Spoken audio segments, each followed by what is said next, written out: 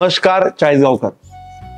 खरं तर देशाला हादरून टाकणारी घटना ज्यावेळेस श्रीनगरमध्ये घडली, शांततेचं माहोल असताना कायम कुरापती करण्याची सवय असलेल्या पाकिस्तानने पुन्हा एकदा आमच्या अनेक भगिनींचे सिंदूर ज्यावेळेस उजाळले, त्यावेळेस देशाचे पंतप्रधान व सर्व सैनिक दलाने ऑपरेशन सिंदूरच्या माध्यमातून वीट का जवाब पत्थर से मिलेगा या तत्वाने ज्यावेळेस पाकिस्तानला गोळीचं उत्तर गोळ्याने आणि मिसाईलने द्यायला सुरुवात केली आणि ऑपरेशन सिंदूर यशस्वी करून दाखवलं। आणि त्यावेळेस पाकिस्तानला कायम लक्षात राहील, सुन ले बेटा पाकिस्तान, बाप है तेरा हिंदुस्तान।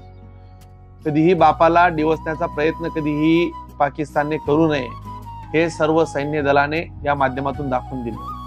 आणि या सगळ्या सैन्य दलाच्या पाठीमागे देश एक संघ पाठीमागे उभा आहे। त्यांनी केलेलं काम, त्यांनी केलेलं शौर्य हे देशाप्रती असलेली त्यांची सगळी भावना हे सगळे देश जाणून आहे। आणि देशभरात सर्व सैनिकांना चेअरअप करण्यासाठी त्यांच्या पाठीमागे एक संघ आपण आहोत या दाखवण्यासाठी तिरंगा यात्रेचं आयोजन आपण आपल्या चाळीसगाव शहरात देखील केलेलं आहे। खरं तर मी चाळीसगावकरांना विनंती करेल की आपण एक दिवस आपल्या तिरंग्यासाठी, आपल्या देशासाठी लढणाऱ्या सैनिकांसाठी, या भारत मातेसाठी बलिदान देणाऱ्या अनेक वीरांसाठी एक दिवसातला 1 तास तरी आपण यावं, ही माझी आपल्या या माध्यमातून विनंती असेल। उद्या दिनांक 19 तारखेला सकाळी 9 वाजता छत्रपती शिवाजी महाराज चौकातून आपण तिरंगा यात्रेचं आयोजन करणार आहोत।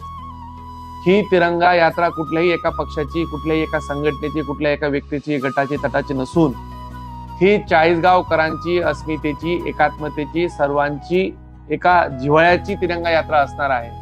मी आपल्याला विनंती करतो की उद्याच्या तिरंगा यात्रेमध्ये आपण अगदी आपल्या मुलांसह सर्वांनी आवर्जून उपस्थित राहावे। धन्यवाद।